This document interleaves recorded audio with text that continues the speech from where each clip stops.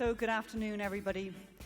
So Ryan and I are going to do a bit of a tag team today, and we're going to talk about our favourite subject, which is innovation. So I'm going to talk first a little bit about Accenture's research we've done recently into innovation and how companies need to bring in innovation into their overall business cycle. And Ryan's actually going to make it real and talk about what we're doing here in Dublin. So I think it's fair to say we'll all agree we're living in unprecedented times from a technology perspective. And the advances in technology we're seeing today are poised to significantly change the world in which we work and live. Whether you want to talk about artificial intelligence and the real opportunity for personalization we're seeing, the smart everything with the Internet of Things, or emerging technologies like blockchain and quantum computing, I think it's fair to say that disruption is rife in every single industry. And we're very much living in uncharted territory, and the only thing that's absolutely clear to us is that the pace of change will never be as slow as it is today. So whether you're a startup, a policymaker, or a big business, this actually provides huge opportunities. But are big businesses really ready for the change? Are they in a position to reap the financial rewards? Do they have the right strategy? Well, this is what we set about trying to assess in Accenture with the research we've been doing. So a couple of interesting things come out of that research. The first thing is we did some research with 500 companies, and we looked at actually market valuations of those companies. And back in 2011, what we found was that almost all of the value at that time of those companies was around their current value. So there's very little built in about future value of those companies. Fast forward 4 years to 2015, and actually what we started to see is only 2/3 of the market valuation was current value, and a massive 1/3 was now about future value. So it was becoming more and more important for companies to really be able to do innovation and really be able to unlock that future value. But in a way, that's only half of the story. So the second piece of research we did is we looked at companies that are making large digital investments and really rotating their businesses. And we looked at that, and we looked at what was the financial return they were getting. So really what you should start to see is this sweet spot of companies that are really bringing innovation to the fore. And actually, we were really surprised with what we saw. Only a small proportion of companies are really taking innovation, particularly digital innovation, and creating the financial rewards. And actually only 6% of companies were in that top right-hand corner box and what we call the digital high performers. And what was interesting about them is almost half of their value was future value. So the market was placing this massive expectation and this massive value on these companies and their ability to really unlock that future potential. So what does this mean? Does this mean innovation is not actually living up to its promise overall? I mean, that's something that would surprise us all. And what is it that sets these digital high performers apart? And that really is Accenture's view on this overall. So we've come up with this term, rotate to the new. So this is really about, for us, it's about how do companies and these digital high performers, they're taking their business and they're rotating it to the new. So this is really about unlocking value that's in their core business, but also about looking at how do they create entirely new businesses as well. So there are 4 parts of rotate to the new. And this isn't just sort of a once and done journey. This is really about a continuous strategy and a continuous investment.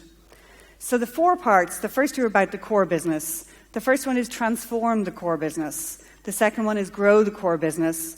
The third one is really around finding new businesses and scaling them. And the last one, and arguably the most complex, is managing the pivot between the core and the new overall. So transform the business. It's really about bolstering your existing capabilities to unlock cash to be able to invest. So an interesting example of this, I mean, a huge global company doesn't get much bigger than GE. And in 2015, they sold off a significant portion of their business, both their consumer business and their financing business. And the reason they did that is they felt that they didn't have competitive advantage in those businesses overall. So a massive and really brave investment to make. When you talk about growing the core, this is really about How do you take that new investment capability and really push it into growing your core business? So we often talk about the brilliant basics, but it's actually bringing digital into your business overall. So whether that's making analytics work for you, digital marketing work for you, your mobile platforms work for you. And a couple of interesting examples of that. So Disney has invested $1 billion overall in an entirely new experience, a personalized experience in their theme parks. It's a combination of an app, of a wristband, and actually of an entirely new queuing system that means they can really personalize the experience for the people that come to their parks. While it might seem like Mickey Mouse wishing your son a happy birthday on his birthday is trivial, that's a massive change for a company like Disney to be able to bring that to the fore. Another example is Lego, who actually have entirely changed their business model. They've moved from being a toy actually into education products, and they were able to get into entirely new markets with adjacent products overall. The third place, and often one of the most interesting places, and we hear a lot about it talked about in this stage in the last 2 days, is really about creating brand new businesses. The thing about brand new businesses is you have to find the idea, you have to test and trial lots of different ideas, you've got to figure out the ones that are really going to work, and then you have to scale them. And these opportunities in a very digitally disrupted market are absolutely enormous. But the big thing we saw through our research is the best way to make these work is not just to work on your own, but actually to work with a broader ecosystem. Because as a big business, you tend not to be as agile, therefore working with an ecosystem can really help overall. And it brings you a lot of capability you don't necessarily have, and it helps you get to market much faster with your products. So some interesting examples of this. So General Motors recently invested $500 million in the rideshare platform Lyft. So when they worked together, Lyft customers could actually rent General Motors cars. So this was an entirely new business for them. And within a few short months, 30% of Lyft customers were looking for General Motors cars. They could never have done that on their own, but it created an entirely new line of business. Another example is actually working with the external crowd, so the talent marketplace. And Procter & Gamble is a 180-year-old company, and they've worked with the external crowd to work side by side with their own internal crowd, so their traditionally hired workforce, to actually bring innovation into their company. And in the pilots they've done, they've found actually that their ability to get products to market faster and cheaper was absolutely the case in 60% of those examples, so real business opportunity for them. In our own Accenture Tech Vision 2017, artificial intelligence was a huge thing that we've talked about. So our analysis said that 85% of business leaders are going to invest in artificial intelligence in the next 3 years. Recently, Kevin Kelly, the founder of Wired, told startups all they need to do is take X plus AI, and that should be their brand new business model. And if you look at voice and the proliferation of voice as the new user interface, Microsoft announced recently that 25% of the Windows 10 taskbar searches were now in voice. This is from zero just not too long ago. So there are obviously lots of opportunities for big businesses to create entirely new businesses for themselves. But how do you manage that wise pivot, I guess, between your core business and this new business overall? Because what you really need is a short-term investment plan, a medium-term investment plan, and a long-term investment plan. And this is very tricky, because if you go into that new business too quickly, you neglect your core business, you can overextend yourself financially, and you can become bankrupt very quickly. And on the other side, obviously, if you don't look at new businesses, and you just focus on your core, your products and services can be obsolete very quickly, and guess what? You go bankrupt again. So managing this wise pivot between the two is an enormous part of big businesses really rotating to the new. So we really think the companies that crack this 4-point rotate to the new strategy are really going to be the winners over the next few years. But I guess those of us who have created startups or led big organizations know that it's not just about business strategy, and we know that culture eats strategy for breakfast. So it really is about the people and how you really bring this to the people. And leaders who are much too focused on delivering to the old rules often miss tiny little changes happening in the ecosystem and the market. And the thing about these original changes is they're immaterial in the beginning until they're not, and then it's too late to get into that market overall. So this rotate to the new plan and this journey is not simple. There's no one formula for it. But it's really important that in businesses embrace it when the speed of change is absolutely breakneck. And the other thing is all this combination of technologies really coming one on top of the other so fast. There's this massive opportunity for combinatorial innovation when all these things come together.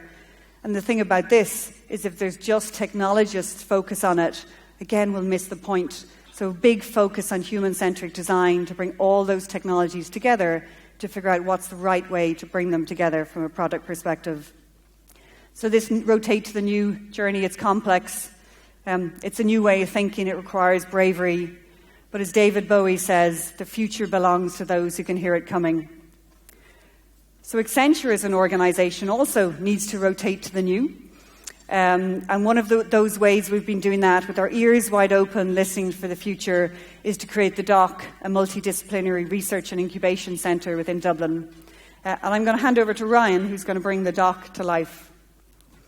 Great. Thank you very much, Julie. It's been a great backdrop to what we're trying to do at the DOC. So the DOC is, as Julie mentioned, it's an R&D facility based here in Dublin.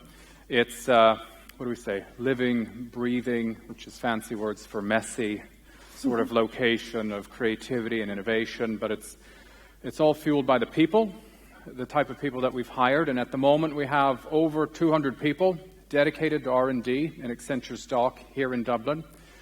We announced last week, by the way, that we have another 100 jobs, so we'll be up to 300 by the end of the year. Recruitment, anyway, good. So the group of people that we have in the DOC, so we have designers, creative designers, Fjord, our design agency. We've built a significant team there and continue to build them. It's technologists, developers, and then finally what we call just domain experts. But it's in IoT. Our global tech lab for artificial intelligence is here in Dublin. We also have specialists in digital marketing, business strategy, and then particular industries. So we bring all those people together, which are then augmented by the rest of the ecosystem. So we're based over in the Silicon Docks here in Dublin with our neighbours, many of the big tech companies you would recognize, as well as a number of startups. So what do? We have all these people, and we're Accenture, a big corporate, trying to get into innovation as we ourselves try to move towards the new. What we say overall is where the future becomes real today. Does that work for you? You can tell me afterwards. What I really like in this theme here is the word real. And if you look at what clients and what Accenture does, so our clients are it's the Fortune 500, it's the FTSE 100, it's a lot of really large organizations. And what they hear is IoT, they hear a lot of high-level trends that is very difficult to translate into reality. And that's essentially what we're helping them to do.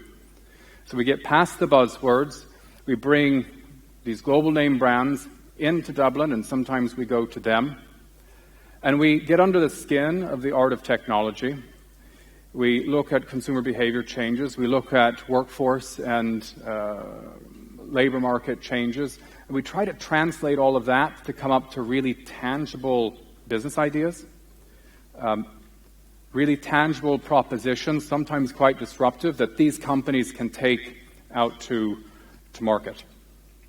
So how we do that is processes which I'm sure many in the audience are familiar with in terms of workshops, design sprints, prototypes, developing proofs of concepts and so forth, and exposing them to these new trends to identify the new ideas. We're also developing a series of assets. So one client may come to us, but we equally develop a number of assets. We have about 25 of them ongoing at the moment, which are innovative uses of artificial intelligence, of advanced analytics, and so forth, that again we co-create with some clients and we take them out to market.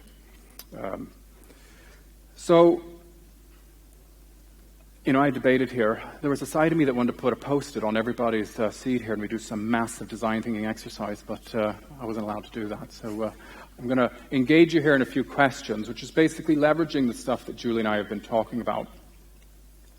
See, 3 key questions, and these are key questions that we often post to these corporates. And some of you may be from big businesses, in which case these are directed straight at you. But I think if you come from the startup community or from, let's say, large technology alliance partners, it's interesting to know a little bit about the questions they're asking themselves. And I'm opening the kimono here a little bit to describe to you a few of the key things that the corporates are talking about.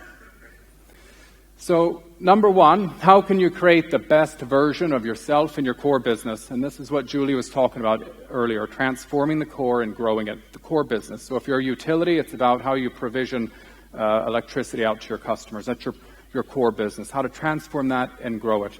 2 tangible, real things that a lot of companies are talking about, regardless of industry. One is the whole intelligent automation bit, taking back office processes that now can be automated thanks to further advances in robotic process automation or artificial intelligence to some extent and analytics. And that's partly of how they're shrinking some of the administrative stuff to free humans up to deliver that customer experience they desperately want to do, or to innovate, or to solve problems. The second piece, I think, if you look at top-line growth, is they're still very keen on understanding how to improve marketing effectiveness, how to improve lead conversion, all through much more advanced analytics techniques. And that continues to be hot. And beyond using their existing data in their own organization, how they're accessing data from outside, publicly available data, in order to fuel these engines to make decisions. Those are 2 common ideas that commonly come out with a lot of corporations, obviously a little bit more tweaked for whatever industry they're in, but they're very popular at the moment for what we're seeing in the workshops we run. Number 2, how do you scale new businesses? This was, I think, called scaling the new. This is new revenue streams for big businesses. 2 topics here that seem to be very popular at the moment, and one is IoT, or I should say smart homes / smart buildings / smart cities. I think virtually every conversation we have with a utility, a telco, has something now to do with IoT. It's coming very strong. Insurance companies are also understanding there's something in this whole IoT thing from a connected car or home perspective, and how will they play in that ecosystem. Consumer electronics obviously have a role to play, and the likes of Amazon, Google, etc. obviously are very interested in it. The key question we're talking about at the dock with a lot of these people and the ecosystem partners is the commercial proposition and how to get these ecosystems to work together. If any of you can crack that, you're going to make a lot of money. The second question, I think, and Julie mentioned this earlier, that we're talking to corporates and they're increasingly more interested in, is understanding the startup ecosystem. I think for a period of time it's been a curiosity and something they put a few people over to the side to see what's going on. But I think increasingly now, as they're getting more and more serious about building a digital business, they realize many of them don't have the DNA to actually do it themselves. And they're looking at how to assemble a digital portfolio of businesses that augments their existing business. So that's increasing opportunities for many of the people in the room. The last bit here about, I think you called it the wise pivot. It's one of those phrases. We'll be interested to know what you think of that one. How do you balance the timing and scale and risk? If you can imagine you're an executive of a big corporation, you've got quarterly earnings that you need to deliver, you've got a business you need to keep on track. How do you make these strategic investments in tomorrow with a suitable amount of risk and investment? You don't want to overdo it and lose lots of money, and you don't want to underdo it and find you're left behind. 2 of the common discussions we have there. One is around their basic ability to innovate.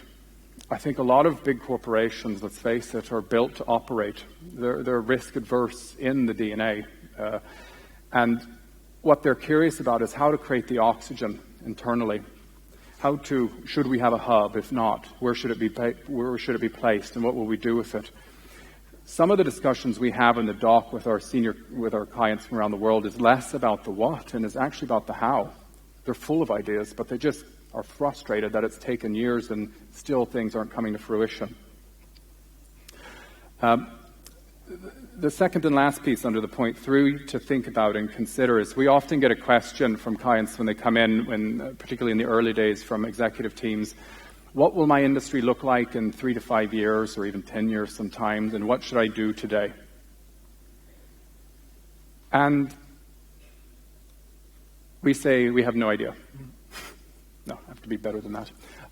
We say there's a variety of scenarios of what your industry could look like, that we can have reasonable security, let's say on a 3-year timeline. 10 years is virtually impossible. But we look at scenarios, and inevitably we always get to the point where we say, but let's face it, there's a few no-regret moves that you can take to start today, regardless of when disruption happens. The second thing that I find that opens their eyes, which is getting them moving now, is one of the things we do in the dock is we do a lot of cross-industry work. So if we bring a utility in, for instance, or a telco or a bank, we don't just bring in experts from their industry, we cross it over because we find that's where innovation happens. And I was with a company who was learning a bit from the media and entertainment industry about the disruption that had happened there from physical media distribution to digital, which has already happened, or from retail. E-commerce actually, as everyone knows, is quite old, but there was a point in time when people were wondering, where's this going to go? Is it going to become anything? And then suddenly you've got the face of Amazon, and there was a huge disruption that happened relatively quickly. So we don't know when this is going to happen in every industry, but what we do know is it probably will happen, and the best thing you can do is start now to get ready. That's what we talk to the corporates about, so that when the disruption does happen, you're prepared. And that's how you're going to survive and thrive further in the digital age. And I've got a crew of people at the dock that would be interested in working with any number of you to try to figure some of that stuff out. Thank you very much.